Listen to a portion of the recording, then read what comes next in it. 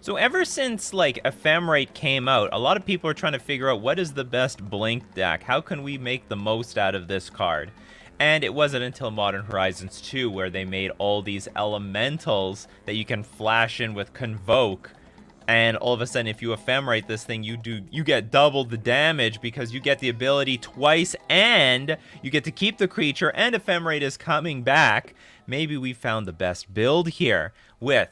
We got Beam Money 3 stacks, first place in the Modern Challenge with a Yorion Ephemerate deck. This deck has a whole bunch of creatures that you can blink. We got Eternal Witness, Fury, Icefang Quaddle, Omnath, Solitude, Titania, Protector of Argoth, Wall of Omens. It's almost like it's got maybe it's got a blend of both elementals and Niv to Light. You've got like the creatures here, Renin 6 to Fairy Time Reveler, and you know, some good utility spells like Lightning Bolt. Ephemerate to blink all, I mean, everything is value, right? You blink the Eternal Witness, you're gonna get extra cards. You blink the Fury, you're gonna deal extra damage. You blink the Icefang Quaddle, more cards, more value. What does this thing do again? Enters the battlefield, return target land, more value. And whenever a land you control is put into a graveyard from the battlefield, create a 5/3. Green elemental creature token, more elementals. This might as well be an elemental card. Expressive iteration for more value, prismatic ending. Counterspell. Abundant growth for ramp. Same thing. Sorry, not abundant growth through a ramp. It just draws a card. But you can you blink this thing? We can blink it with Yorion and Utopia. This Utopia Sprawl for actual ramp. And then a million lands. And of course we got some. Ooh, this, I didn't know there was a full art version of Endurance. I actually like this art a lot. If I were to buy an Endurance, I don't need Endurance, but if I were to buy one, I would get this one. This is a very nice full art image. Got Force Negation. Why don't we have a full art Force Negation at this point? Where's our... they must be saving that for some sort of special secret lair. Interesting. Knight of Autumn, you can blink that. Path to Exile, Timely Reinforcements. Fire Spout. Force of Vigor, Lavinia, Prismari Command, and of course the Yorion Sky Nomad to blink everything that's on the battlefield. This is a super value deck. First place in the Modern Challenge. Modern's not solved yet, people. Modern's not solved. Your Luris, well, you know, that's good value, but have you ever seen, you know, Luris, sex is good, but have you ever ephemerated an Eternal Witness and got back the ephemerate amongst like many other things?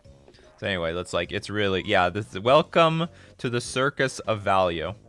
And it is a circus. And this will probably grind out anything. I don't see any deck competing on value in this deck.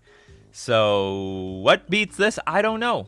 Probably not Merfolk, unless, well, yeah, probably not Merfolk, because Solitude and Fury will just do a beating to us. They just have to slow us down a little bit and then it's all over. But anyway, this is interesting new deck, interesting new archetype combining a lot of the good stuff elements from, like I said, elementals, and also in some respects, in some respects like Ban Uro decks of the past, and also I think it's got some similarities to the Yorion Niv to Light decks in terms of the value.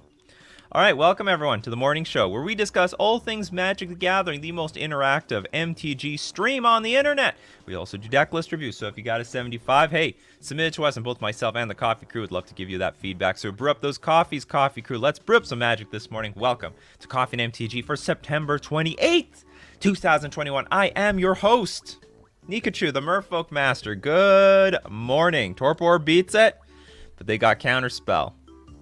I'll admit, Torpor is a pretty good card against this deck. Here come all the anti-ETB cards. Here they come. Good morning, everyone. Good morning, Frederick, Trevor, Emrakul, TCG, dude. You made it. You made it on time. Excellent.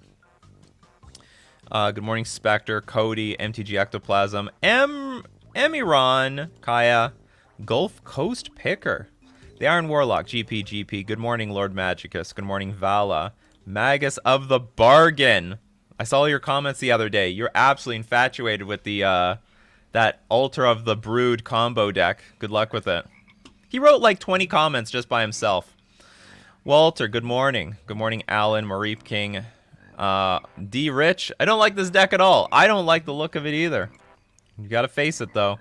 You better believe someone's gonna replicate that thing. Good morning, Black Good morning, Rebecca, Black Vic, Papa Joe, Spencer Ward, Matt Waz. What kind of chair do you use? You know what? I use the Human Scale Freedom Chair.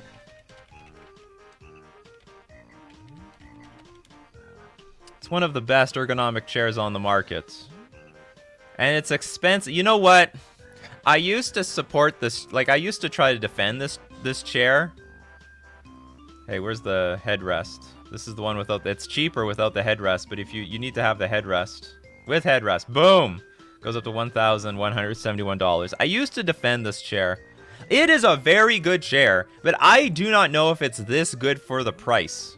Honestly, it's expensive. You might be better off with those other crappier, like, streamer chairs. Because even at, like, $400, if it can last 3 years, in my opinion, it's better than this. You just might as well replace it with another one after so many. I've had mine for over 10 years, though. This chair, still good. It's still good. It's very, very durable. The only problem is one of the gel pads have been completely torn up by Chubby Meatball. It's very disappointing. One of these gel, one of the hand rests, or the arm rests, it's torn up with just a bunch of claw marks. It's really annoying. No, this is way higher than Human Scale. Whoa, do not put us in the same category as that Herman Miller crap. Herman Miller actually made some good chairs recently. They used to have, I'm thinking way back when I bought my chair. They made the, what's it called? The Embody. Which is a real chair. It's a good one. Wasn't it, they made Embody, right? I'm pretty sure. Oh, it's new. Where's the, oh no, yeah, this is it. This is it. How much is your Embody chair? It's a good chair too. I've never actually sat in it, but it's good stuff. Okay, but how much does it cost? I don't know. That's okay. Anyway, good. I would suggest if you sit all day, all the time, you have to invest in a very good chair. Honestly, though, I used to defend this over like the streamer chairs because I know they're made of crap. But they are still relatively comfortable, but the price is so good that you can go through like 3 or 4 of them if they're garbage, or like if they get worn out over time. And I think you'd still get as much, if not more value than this thing. I do think Human Scale has lost their damn mind with their pricing. And it was just as expensive back then as it is today. If anything, it's cheaper today. All right, but we got sponsors, people. Let's not forget about the sponsors. Let's just feed Chubby Meatball, right? We got to feed Chubby Meatball. Fusion Gaming Online, deal of the week this week. Save 20% off on all board games. I'm actually only familiar with Monopoly. That's my board game of choice. Sadly, a lot of these cannot be sold internationally. There we go. You can get Monopoly Toy Story. Apparently, they'll sell that one.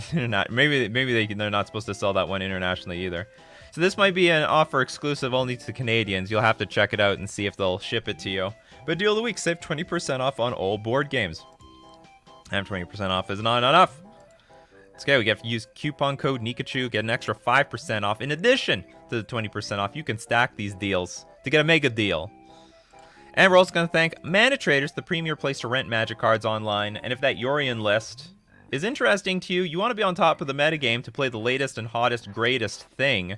You know how you're so far behind trying to get the cards to the new hot deck and paper? Well, you can play it instantly online when you're renting the cards with Mana Traders. You can support the channel using my Mana Traders link in the description below. Save 15% off your first 2 months using coupon code Nikachu.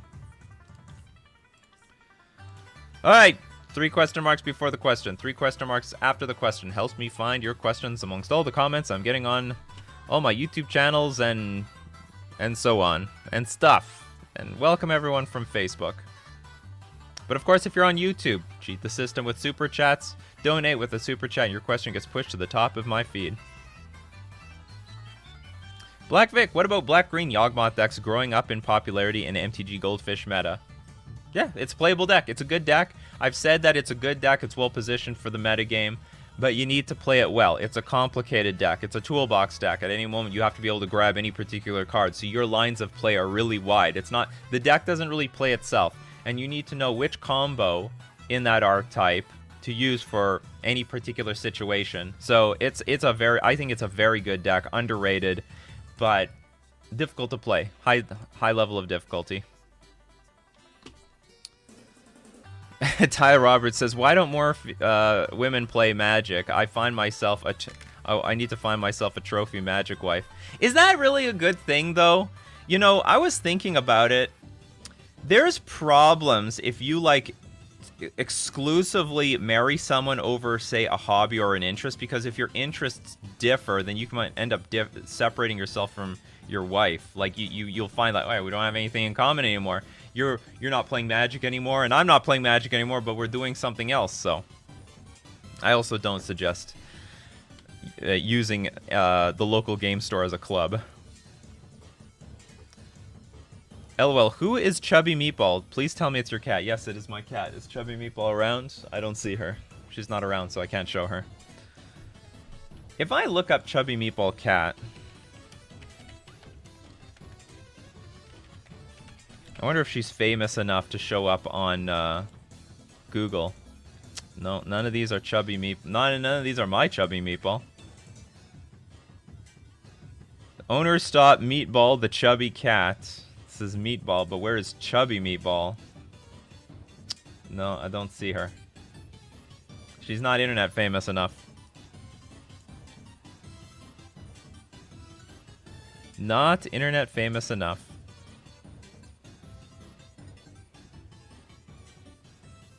Q Catan Rage Quit meme. Catan Rage Quit meme. Oh, this is the same guy. It's Francis. What, like, did he flip the table or something? Just like he does with MTG? Yeah, same thing, basically. It's Francis! He did a great job with an MTG. He did a much better version of that for Magic the Gathering. Kyron, what are your thoughts with altered cards in sanctioned play? Some people don't agree with it and claim that it increases the odds of drawing altered cards. So there are some rules around this, because if the paint is too thick, then your card is thicker than the rest, and therefore your card is a bit marked. I would say, I think it's reasonable to have altered cards so long as the paint's not too thick, and usually you can confirm that with a judge. If like they'll make a judgment call if it's okay or not. But if all your cards are altered, who gives a shit? It's like how all your cards are foil. I would imagine, though. I mean, here's the deal: the judge is the final word. If the judge says it's okay, and everyone can go to hell. It's as simple as that. So you ask the judge, is this okay in the deck? He says yes. He or she says yes. Then it's all good. There would be a problem probably if all of one particular card is altered and the rest of them are not. So, for example, see, people used to cheat with foiling out their lands. Only the lands were foil, so they could feel the top of the deck to see how stiff it was. And if it was stiff, they knew the land was coming, or if the land was not coming, and make plays determined on that. You could probably do the same thing with altered cards. So just make sure there's no big pattern, but ultimately you ask the judge. You ask the judge before the tournament, is this okay? And also keep a second copy on hand just in case they say, no, it's not okay. Art Laley, best deck for a beginner with unlimited budget. Best deck, the most tier 1 deck, to be honest. With an unlimited budget, the best deck to play is just basically the best deck in the format. And what I would recommend, at least in Modern, probably Blue-Red Murktide. Oops, we're in Modern. I would recommend this one. If anything gets banned, you can switch things up, and all the cards will still be very useful. You know, Scalding Tarn is not going to decrease in value or like particularly lose its value or anything. And the reason why you'd want to go for a super tier 1 deck as your first deck is it's already perfectly made, and everything is going to be easy. Nothing's going to be clunky. The cards are powerful, so you can spend your time thinking about strategy and not be held back by deck construction. I really honestly think that the best deck to start off, if you have enough money, is just buy the best deck. And you're gonna learn the matchups a lot easier. Whereas if you get like a tier 3 deck, you're gonna struggle even to just play the game. Everything's gonna be harder, and it's hard to learn the matchups when like your deck is failing on you. Whereas this deck will basically never fail on you for the most part. You're gonna get the most out of it, and you'll learn faster with a really strong, powerful deck, in my opinion. So I would probably go for the Murktide deck. This is gonna be a good deck for quite a while. And very ban resistant. If they even ban both these cards, someone will remake this deck with replacements. With it like Swift Spear and Soulscar Mage or something. Or like Sprite Dragon. 42 Smeagol. Won my first trophy with red-white Angel Fire Ignition in Standard. The card probably isn't good enough for Modern, right? Is that a card? Angel...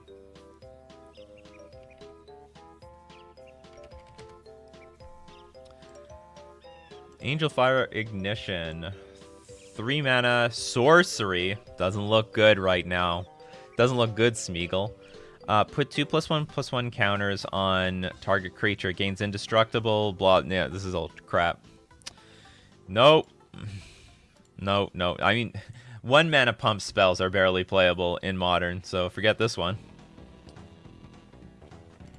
What do you think about Jun Sack list that Aspiring Spike had played before? In Modern, I think it's very playable. In fact, we played a Rakdos zombie sacrifice deck, and it was powerful. It was really powerful. So I think there's a lot of elements of the historic sacrifice decks that can probably make its way into Modern, but people haven't tried enough of it yet. Oh, we got Francis here. Wouldn't double sleeves help with that issue? No, because you just make it thicker. I mean, you can like distort the thickness a little bit, but still, the cards have a subtle. It's still subtly more thick than the rest. You can help, but anyway, thank you very much for the super chat, Francis.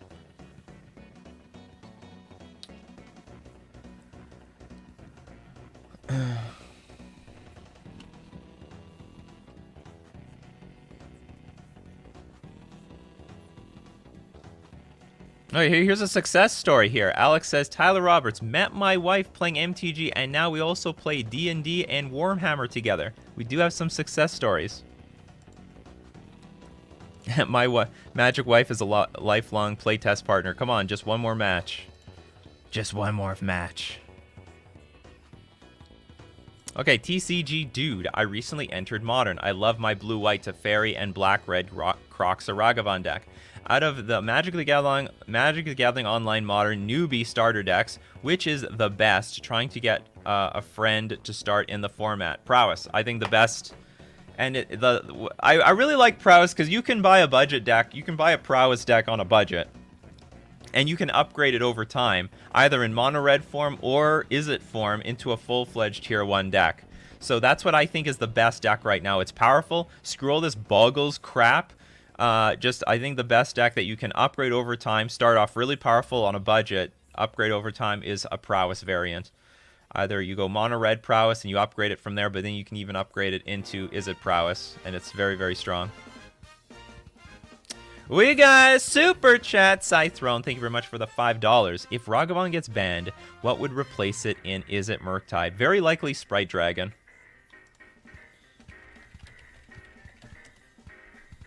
Very likely Sprite Dragon. I can't be certain, like, this is better card in Prowess, but this is still a very, very strong card by itself. Very, very strong card by itself. Alternatively, maybe Soulscar. Like maybe one of the Prowess creatures, like Swift Spear or something. But, like, they might go very heavy in the other direction.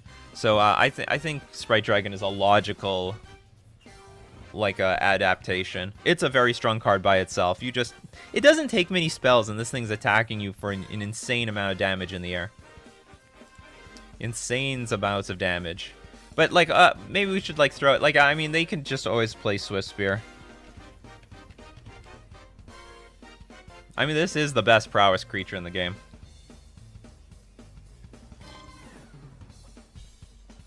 And that's what I'm saying, like, let's say Dragon Rage Chandler and Ragavan get banned. There's a lot of replacements. Like, there's actually so many good red cards that some deck, they just don't have room for them anymore. They just don't have room. Just too many red cards. Well, not Delver. Delver has been proven to be just garbage. It's just not good enough in Modern at all. There's definitely no room for Delver, and people have tried. People are like, oh, we got Dragon Rage Channeler and we got Delver at the same time. What if we combine them both? And then they find out, Delver is just the weakest link. Let's just scrap this thing. Just scrap this thing.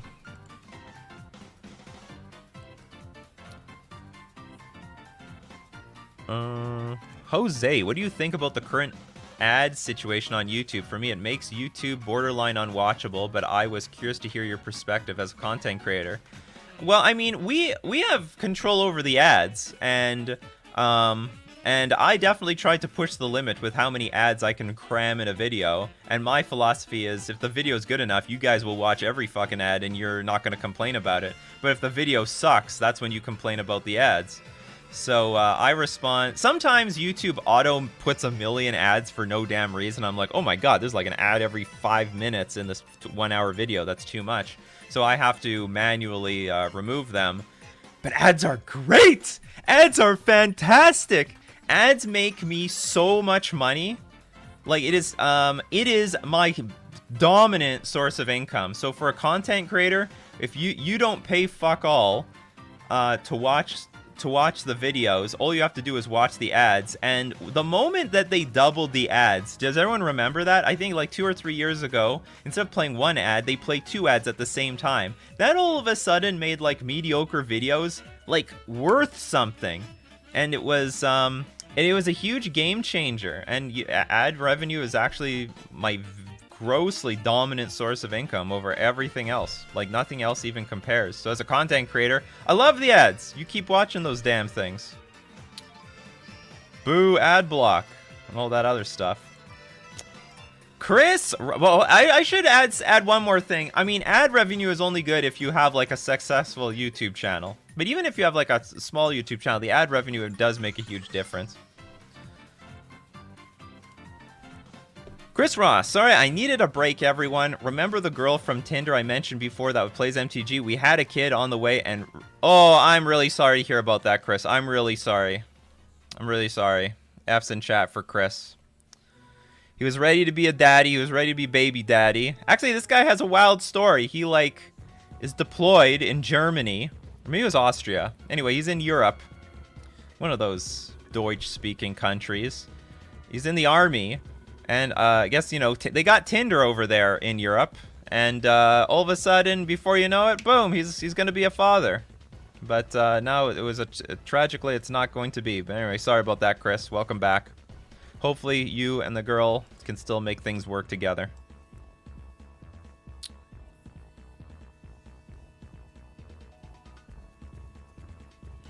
Delver and Dragon Rage Channeler are great together in Historic. That might be true just because they have nothing better. Do they have Ragavan in Historic? I haven't heard anything about that. Runaway Steamkin is my favorite red pet card. It's a must kill, but also not strong enough for Modern yet. It saw a little bit of play. You know what? It sees play in these, like, budget mono red prowess lists. So, I mean, it's fine. It's a fine card. It's just that there's so many better red creatures. There's just too many good ones. Too many good ones.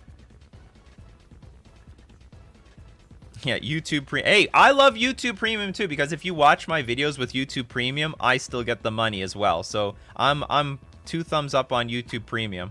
You want to get rid of the ads while still supporting your content, your favorite content creators, get YouTube Premium. Yeah, get Premium. I wish Premium was just a little bit less money. I actually don't have Premium. I should buy it though. Like, I'm a person who binges YouTube all the time. And I want to listen to it and close my phone, but I can't because then it stops the video. Damn it. They paywalled the ability to close my phone and still listen. I should just suck it up and get the YouTube Premium.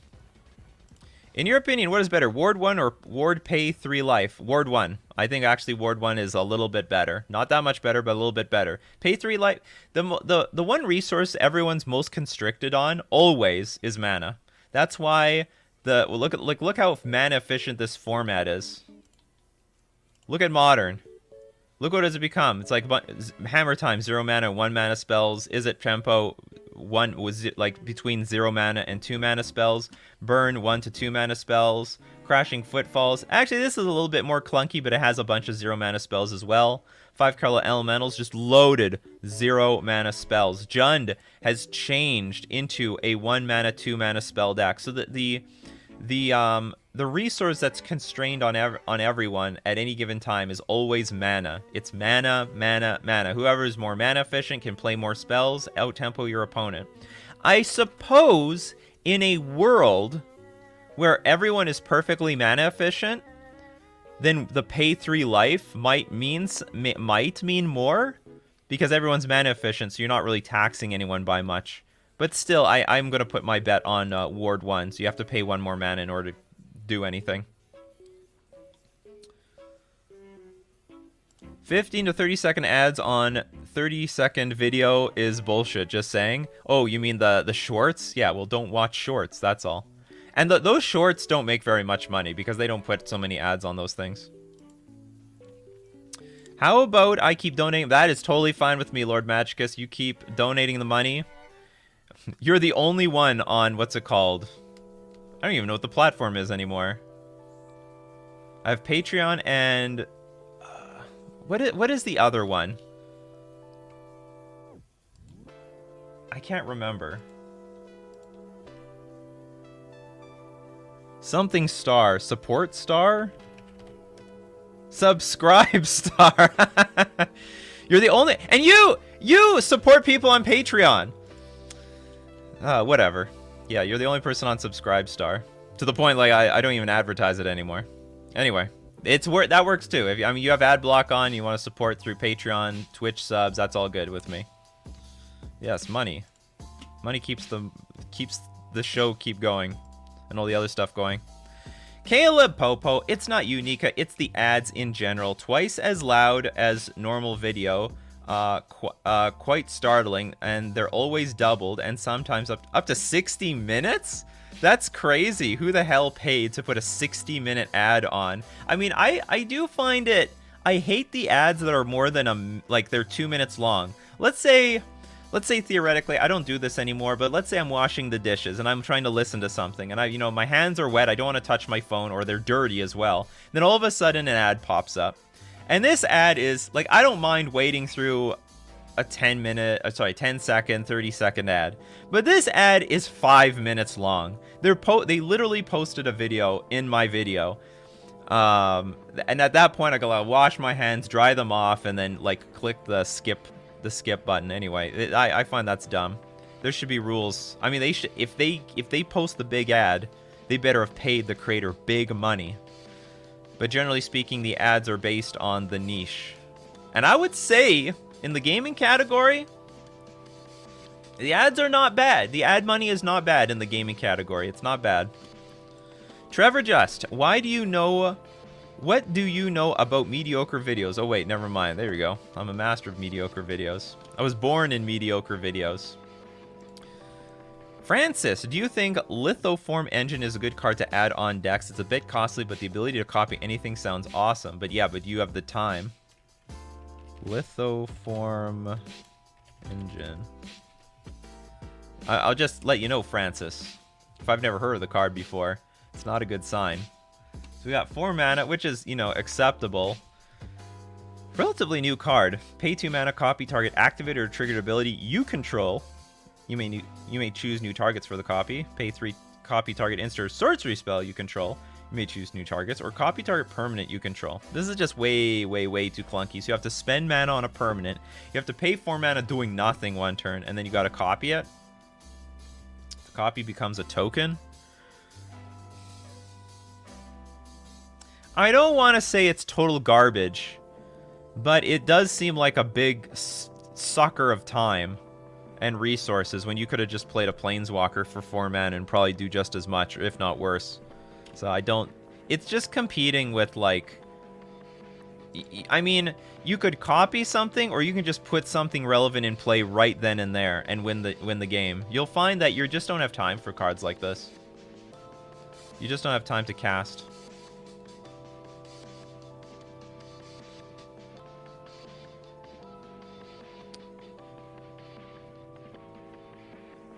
Alan, if you have a friend with premium, have them add you as a family member. Yeah, but you have to pay more for the family plan. So I think it's like, at least for me, I think it's like $15 regularly, then 22 or something for like the family plan. So you need someone with the family plan and then add you. Aztec guys, like, let's talk Delver. All right, let's talk Delver. In fact, I'll get it on the screen. Aztec guy says we're going to talk Delver. All right, let's talk. Does it have to use Delver of Secrets, or does it have to use spell/creatures with the Delve mechanic, or both? So, well, the deal with Delver of Secrets is it forces you to play a deck that's full of instants and sorceries in order to increase the odds of you flipping this thing. Also, ideally, you're playing with cards that scry, so you can scry an instant or sorcery to the top of the deck. And then you just cast and then it flips over. And ideally, a 1-mana 3/2 creature is not bad, but it's... In Modern, it's just too hard to stack your deck. It's just way too hard to stack the deck. It doesn't need to have the Delve mechanic, but generally speaking, if you have a deck with a lot of spells, instants, and sorceries in order to flip your Delver, then generally speaking, you can have a Delve creature in there. But the problem is Delver just cannot flip reliably, and it's way worse than Dragon Rage Chandler. Papa Joe, when should Merfolk run Harbinger? Also, is Reejerey just not powerful enough for Merfolk? No, Reejerey is totally fine. I mean, you could even play Reejerey right now. There's nothing wrong with Reejerey. I like to run Harbinger when Modern becomes creature-based enough that I think that the tempo actually matters. So, for example, if we go back to the metagame right now, it's like, and also Harbinger is like okay versus control, not the greatest. It's a flash creature, which can be relevant, but overall not that great. Hammer Time, it's great because it can make have a huge tempo swing. If they have Sigarda's Aid and they put the hammer on their creature because of it, and you flash in Harbinger and bounce the creature, now they have to find some way to get the hammer back on. I think it's great and is at tempo. Because if you bounce a Murktide region and their graveyard's empty, then it's not going to do anything anymore. And I think also the same thing, if you, just slowing them down a turn to recast their Dragon Rage Chandler and Ragavan, I think is impactful. Same thing with Burn, slowing them down, buying you time is very useful. Crashing Footfalls, it's whatever, it's a card. You can bounce a token. I wouldn't say it's the greatest though, because you don't want to bounce Bonecrusher Giant and stuff. Very bad versus Elementals. You don't want to bounce anything to their hand because they can reuse. They all have ETB effects. Same thing with Jund. So anyway, I like Harbinger right now. I really like it. There needs to be enough creatures that you bounce, though. There needs to be enough creatures that are useful to bounce.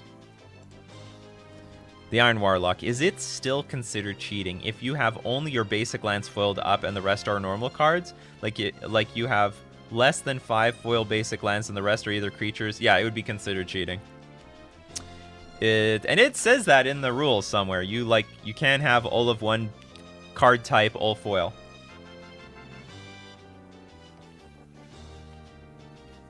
There's a lot of people, they have like foil play sets of one card, and that's the only card that's in their deck that's foil, and they usually have to try to find a way to get non-foils of those cards. Because especially if you're a good player and you make top 8, people are going to be really suspicious. Like, if it's just one card, if you have no pattern at all, you got like one foil Tarmogoyf, one foil Lightning Bolt, one of this, one of that, it's usually not a problem. But if it's a very specific card, the judges don't like it.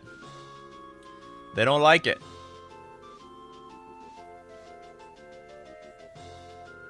You don't have Patreon anymore? So all the people everyone went to Subscribestar? That's amazing. Yeah, give me the Bezos bucks. Gotta get, the money has to come. I don't care. I really don't care where the money comes from. Money comes from all sources. It comes from all different places. So long as it all goes to the same place, it's all good with me. You see these content creators out there, like they're shy about talking about the money. You know, we're not shy around here. We're not shy. We're not shy. You don't forget to use that coupon code. You know, we have coupon codes all over the place here. It all goes back to one source. The good source.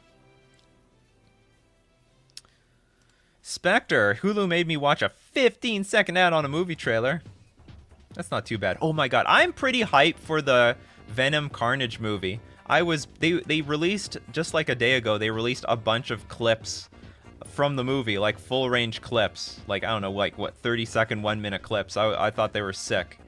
When I was a kid, and I still own the I have the comic book of when Carnage was first introduced to Spider-Man.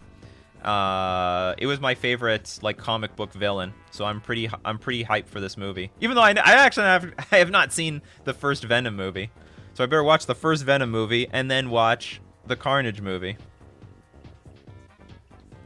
I'm hoping it's gonna be a good movie. It's gonna be good stuff. What's the best way to support you? Twitch sub, donation, or YouTube member? Out of all of those?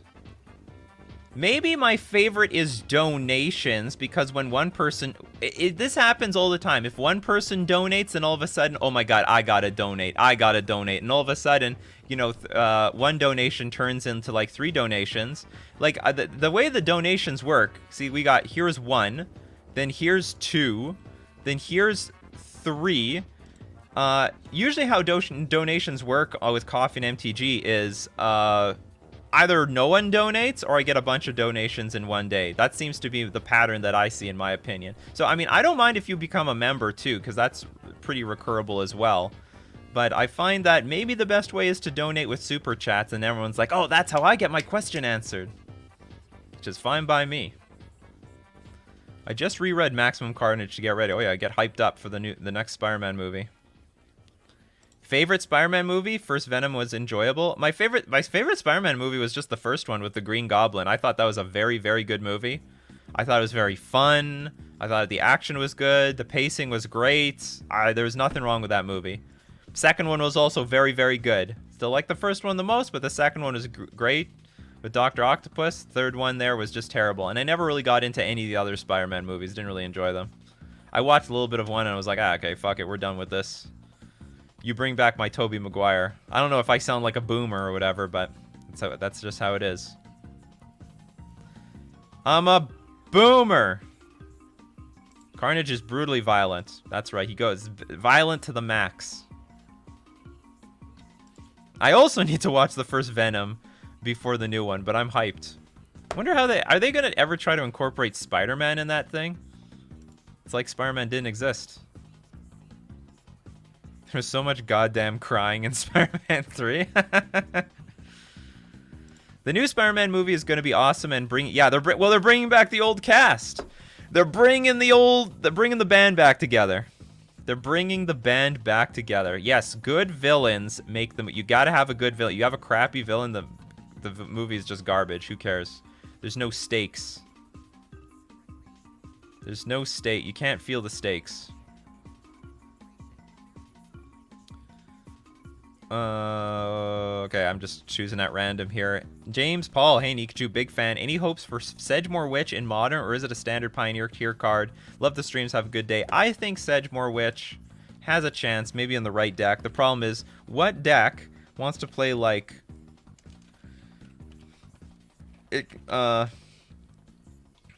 what deck wants to run black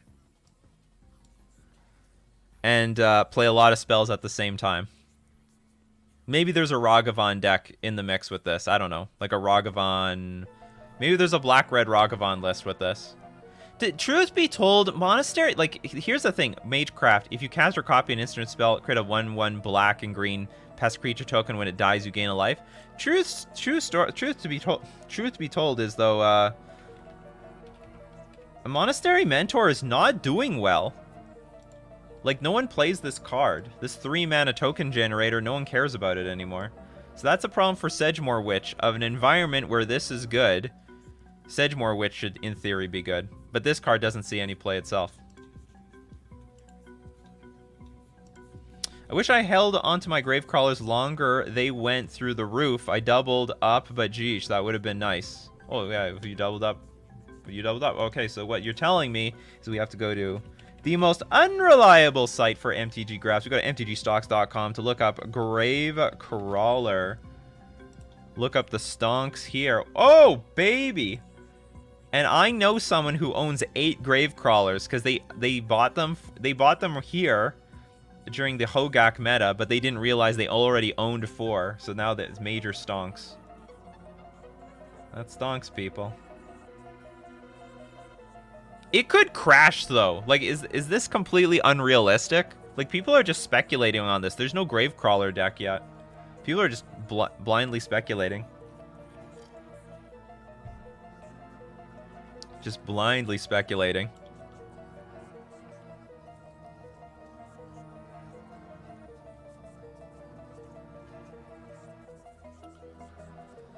In my opinion. Expressive iteration or light up the stage. Depends on the deck, but I think they're both good. Light up the stage is better for, I guess, has proven itself in prowess decks, whereas expressive iteration is just the better card overall, if you can run blue. Sprite Dragon also protects against Chalice on 1, weakness versus on 1 versus running Chandler and the Delver Raghav. Oh yeah, well, but don't run Delver.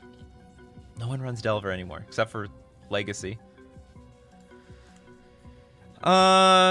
Stanel. Watch my first Nikachu video like 3 days ago. Scandals that changed the game. And I am hooked. Thank you for all your content. Keep up the great analysis. I will. And we're going to have more videos coming out soon. I've actually... There hasn't been that much content over the last month because I've been learning. I've actually been doing a lot of reading. But we got some content coming out this week. More scandalous stuff. More cheaters. The fucking cheaters. So we have an unlimited number of... Do you know what? The more I'm digging into this, the more I didn't want to be on the side like... Well, I know there's a lot of cheaters in the game, but they're usually really bad players. Like, you don't really hear about their cheating because they're so bad that they cheat and they lose and no one hears about it. But I am starting to turn... I'm starting to believe that there's more cheating than we think. Especially given all the ghosting that happens online. It would seem to me that, like, maybe people take advantage of situations way more often than I think. Not to the point, like, the game's unplayable, but it might be a larger problem than we think. Can you do a sideboard guard of best hate cards for the current... you mean best hate cards for the current top meta? Probably not. I'm not making these types of videos anymore. It's because the current top meta is, like, good now, and then in a week it could be completely different, and then the guide doesn't make any difference anymore. But here, I mean... If you're really curious about it, I mean, there's a simple solution. You just go to MTG, go to MTG Goldfish, and then on every single deck, just look, what are they playing in their sideboard? And why do you think they're playing it in the sideboard for?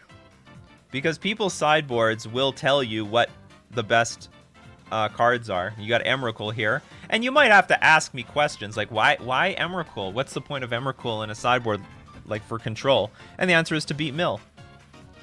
Good luck, Mill. Beat an Emrakul. Any Izzet in the format playing Darcy with Delver? I never see myself buying a monkey. No, not Delver. But you don't buy monkey. Play Swiftspear. Honestly, just play Swiftspear. Swiftspear is a good card. It's a good card. David says, I have too many friends. That's not a bad problem. What's a good deck to help me with that problem? Oh, I see. You got to shed some friends. Well, if we're talking modern, Hammer Time is probably a good one. Tron is another one. Mill is another one.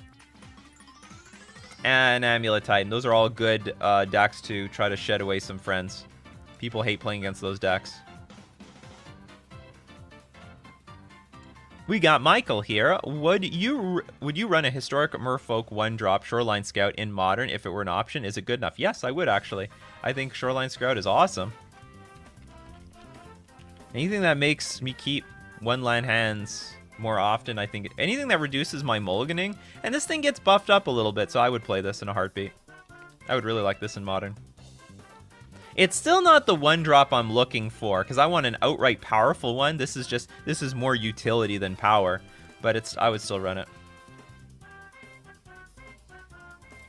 Magus of the Bargain. How many land would you play in a deck that curves out on turn 2 or 3? The most expensive spell costs 3 mana, and you have 8 of them. Also playing Mox Amber. I think the answer is 17 land. Yeah, that's pretty close. But hold on, remember, Mox Amber only adds mana if you have a legendary creature out already. Only if you have a legendary. So you have to have enough legendary creatures to justify it. I would say if you want to reliably get something out on turn 2, you want 18 sources. You need 18 lands, and for turn 3, you need 21. So if you have Mox Amber, you can count that as a mana source, but make sure you have a legendary creature or enough legendary creatures to make that work. Can we pay Nescafe Gold? Pay in Nescafe Gold? Oh, you can get it to me. I'll accept it. My wife won't mind. My wife will be happy. Your viewers paid in coffee? This is great. Reduce the grocery bill. It's all fantastic. All right. You hear the music, now you see the command. It is time for Decklist review. While it is still 100% free, but I'm thinking that maybe we're going to paywall half of it. And then if that's too successful, we're going to paywall all of it. But for now, while it's still beautifully, deliciously free, if you want your deck list to be shown at random, a random chance for your deck list to be reviewed by myself and the coffee crew, go into my description. There is a link to my Discord. Join the Discord. Go to the channel Decklist Review and enter the command !! Review deck space. Give the URL to your deck list. Press enter, and you'll be eligible at random for Decklist Review. You can do this anytime you want to, people. You don't have to wait till Decklist Review. You can do it. You do it at 12 o'clock in the morning for all I care.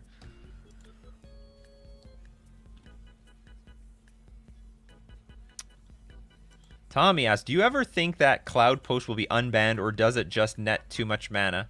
I could see a world, let's say they print Wasteland in Modern, theoretically. I don't know if they'll ever do that, but let's say they print Wasteland or a Wasteland equivalent in Modern. They might start unbanning lands like that, and including Dark Depths. But because we don't have Wasteland as a check against those cards, not a chance. Like, people have enough trouble against Tron. Tron actually, you could argue Tron to be one of the best decks ever. Ever. I have seen, it is, you know what? Like, I've been playing Modern for 8 years. Maybe 9 years. And a lot of these decks have changed. Like, this isn't even the Jund I used to know. So everything has been completely wiped away. But Tron is still here. And largely the same fucking deck that it was originally. They have some upgrades, sure, but it's really similar. Like, it's really, really similar. So, like, Tron, that just goes to show how little land hate, or how inefficient our land hate is in Modern. And usually you have to beat Tron by just racing it. And, you know, there's a lot of decks that can do that. And also an interesting one is Burn. Now, Burn has gone, like, through a lot of iterations. This is a very different deck than it was 9 years ago. Very, very different deck. I mean, there was a time, like, Eidolon and Swiftspear didn't even exist. There was a point where it became its deck, like, especially after Eidolon, Swiftspear. I guess after Khans of Tarkir, it more or less became the deck that it is today. But this comes and goes in the metagame. Tron is, like, it just sits there. It just sits there like a rock. Like, I'm not going anywhere. So anyway. Does Break the Ice beat Tron? Yes, but who's going to play Break the Ice? It's like, it's not a bad card, but... It's not a bad card, but it's still not the best card. Alright, let's go check out some deck lists. Random Sithrone! Congratulations! You're the next contestant on deck list review.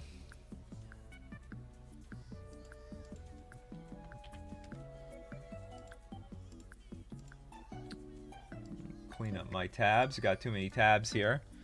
We got Mardu Stone Moon. The hell does that mean? Oh, Stoneforge Mystic and Blood Moon. Okay. Dragon Rage Channeler, Ragavan, Stoneforge Mystic, Pyromancer. Fatal Push, Inquisition, Lightning Bolt, Thoughtseize, Mishra's Bauble, Batterskull, Cauldron Complete, 3 Blood Moon. So you're mostly a Rakdos deck, playing a splash of white only for Stoneforge Mystic. Okay, whatever. Blackcleave Cliffs, Blood Crypt, Bloodstained Mire, Godless Shrine, Marsh Flats, 1 mountain, 2 plain. Do you need any mountains at all in this deck? 2 plains, 2 swamp. Well, I think you got your bases covered with your mana base. Because you do need enough if you're a Blood Moon deck, you do need enough planes. Fatal Push and everything. Nothing is really double color except there's Seasoned Pyromancer, but it's red. It's fine. Engineered Explosives, Prismatic Ending, Void Mirror, Sword of Fire and Ice, Leyline of the Void, Wear and Tear. You got a good deck. You got a nice deck. Now I just got to count your black sources because you are playing with Thoughtseize and Inquisition. So I'm assuming everything can get some. So this is 1, 2, 5, 6, 7, 11, 12. Yeah, you got more than enough. Well, Lightning Bolt doesn't always do the job. You have to shave somewhere. Like, you got to shave something. Didn't it also play Mirror... some mono blue Tron decks played Mirror Battlesphere. I have no feedback for this. I think this is a cool design. It reminds me a lot of the old Mardu like the old Mardu Pyromancer deck. And this, you could call this a Mardu Pyromancer deck with Stoneforge Mystic. And I think this is a very good addition. I think Mardu Pyromancer of the past would have played Stoneforge Mystic if this was legal. But this became legal the moment Faithless Looting got banned, so sucks to be Mardu Pyromancer. Unholy Heat. It's not a bad idea. Like, you could probably play Unholy Heat other than Lightning Bolt if you really if you found it necessary. Primeval Titan decks, they're receding in the metagame. They're getting pushed down. And this is the main reason you would want the Unholy Heat. Otherwise, like I don't think Unholy Heat works very, very well versus Murktide because they know you have Unholy Heat, so they'll just make sure the Murktide has 7 counters on it, and then that's that. Oh, they have Prismatic Ending in the sideboard.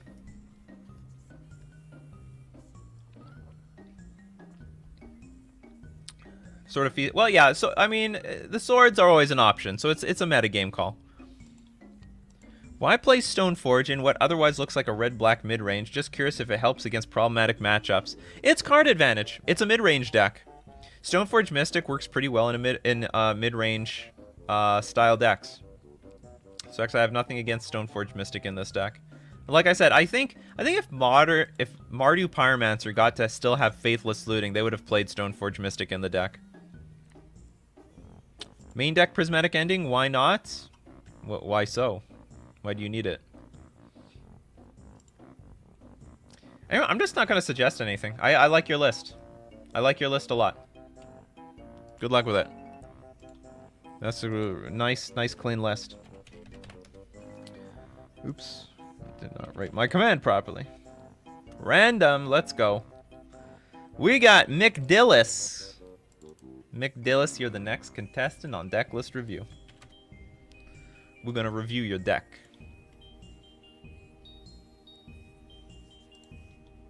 Oh, by the way, the Lingering Souls I think is overrated these days. I mean, it's a fine card, it's okay, but I actually believe in Stoneforge Mystic over it. It says D&T buy, or is it like, is this a play on words? Because it looks like don't buy. It says don't buy, but you know when you write D&T, well, whatever, you get it.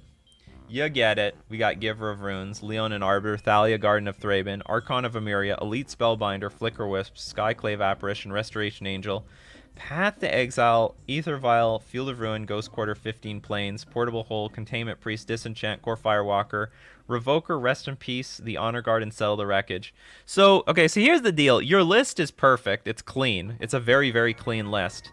But I will warn in one direction that the Death and Taxes players have lost faith in both these cards. They were on, like, the edge of unplayable, and now I think they just don't play them at all. I wonder if there's a recent Death and Taxes list that we could borrow from.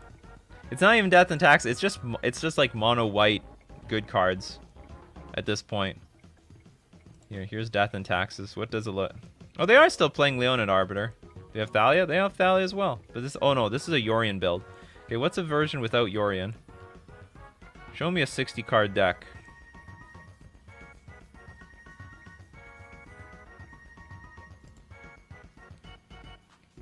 This one also has Yorion. I understand with Yorion because you need to fill in the gaps. You need to fill in those spots. I'm just choosing random. Oh man, is everyone playing Yorion? It's possible, only...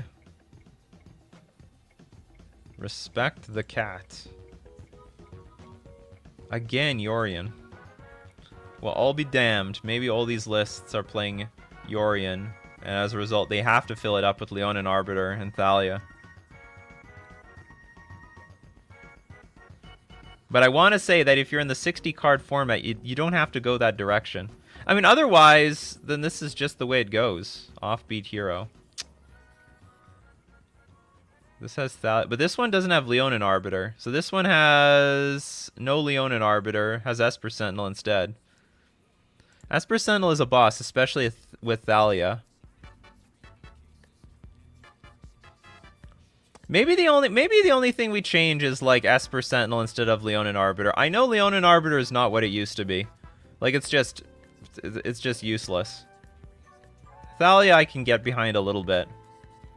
But I want to say that there are 60-card decks that don't play either. But maybe I can't prove that in this deck list dump.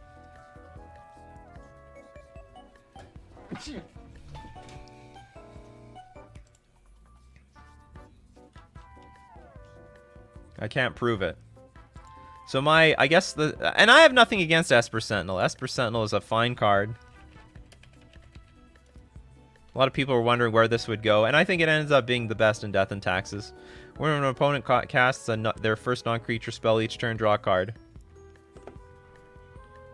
And it comes out early enough that it's going to be impactful. Like, you will get cards, and Death and and a card I love in this deck, is Archon of Emeria. I think this is a very good card. I think this is just beyond stupid. I think this card is beyond stupid. I think it's very strong. This is probably very underrated. Like, this card by itself shuts down the Cascade decks. So anyway, my only suggestion, dump the Leonin Arbiter for Esper Sentinel. I also want to get rid of this thing, but you know what? Maybe I'm wrong.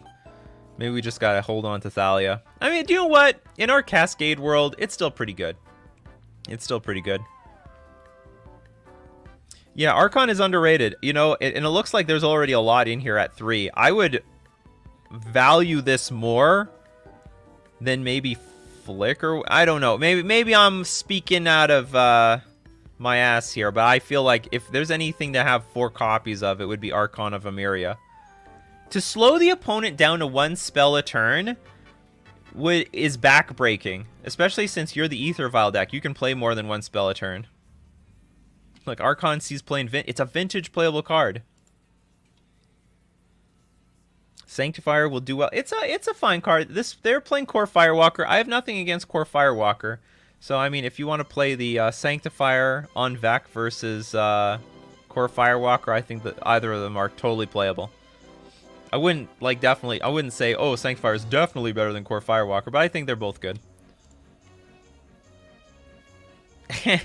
Mixed Tron and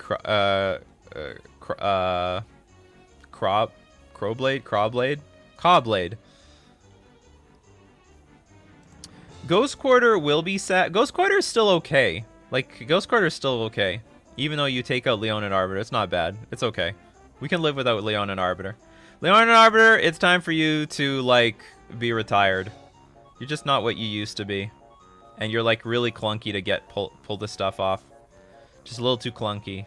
Clunk City. Isn't there, like... I swear that there's, like, some planes you could play. If you're running 15 planes... And you're running a lot of mana sources, by the way. This is a lot of mana sources. 15, 23, 29, 27? 29, oh, maybe it's not that bad. Okay, 27 is okay. But shouldn't you have, like, 1 white... Something's wrong here. Like, can't we play, like, a free white spell? Like, what is it called? Or wait a minute. Does one of these say each player... Non-basic lands your opponents control... Yeah, but you can have non-basic lands. And we have a legendary creature. Isn't there... what's the land? Like, reduce 2 damage to a legendary creature you control. Like, there's some good utility lands for white here. We can afford 1. We can afford 1. At least 1.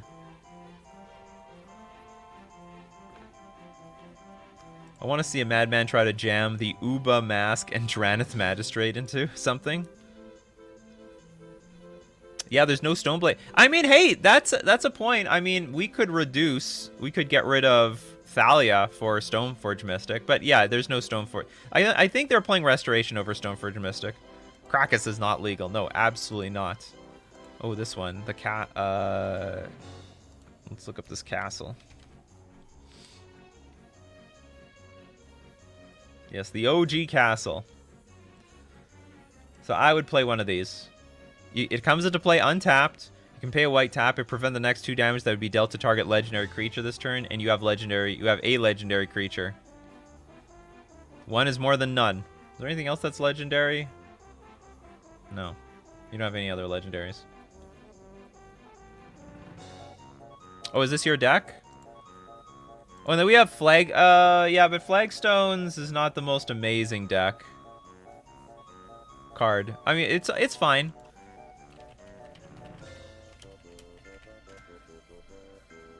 When it's put into the graveyard from the battlefield, you may search your library for a plains card put onto the battlefield tab. But like, this is not. You need to have a little bit more synergy with your deck, in my opinion. As soon as like this is, I don't mind putting one random. I might be wrong here, but I don't mind putting one random non. I like to have 14 basics in a deck like that has double white and double white in it for creatures on turn 3 to play around Blood Moon. So I don't want to put too many non-basics. Then we start getting weak. They can get Blood Mooned in a weird way.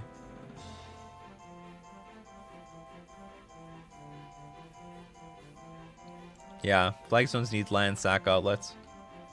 But anyway, I'd be cool with one Igenjo castle, and that's it. And then replace your Leonin Arbiters with the Sentinel? Esper Sentinel. And you're good to go. Well, that's it for today, people. The show has to end at some point, but if I didn't get to your comments, questions, or deck list, hey, we do this Monday to Friday, 9 o'clock a.m. Central Standard Time. Be there or be square. If you'd love to support the channel, the glorious thing that we call money, you could, and you aren't already, because you are all supporting really well. Thank you very much, everyone who supports. Yeah, thank you guys support in all directions. Thank you very much. You can always drop a sub at twitch.tv/NikachuMTG. You could become a patron at patreon.com/NikachuMTG, or you can hit the join button on YouTube. So thank you, everyone, for dropping by. We have another day, another Magic story. There's always something to talk about. So keep brewing up those coffees, ladies and gentlemen.